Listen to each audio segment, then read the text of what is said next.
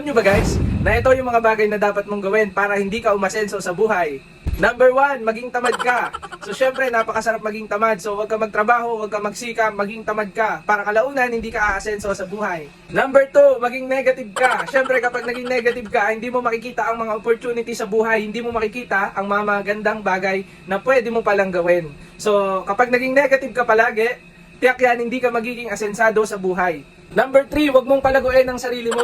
Siyempre, kapag ikaw ay nag-aaral, ikaw ay nagte-training, kapag ikaw ay sumusubok ng mga bagong bagay, ay maaari kang matuto. Kaya ang gawin mo, huwag kang mag-aral, huwag kang mag-training, huwag kang sumubok ng mga bagong bagay, huwag kang magbasa ng libro para hindi ka matuto. At kalaunan yan, pag di ka natututo, wala kang nalalamang bago, ay hindi ka aasenso sa buhay. Number 4, at pinakamahalaga din, maging magastos ka. So syempre, kapag meron kang pera, gastusin mo agad.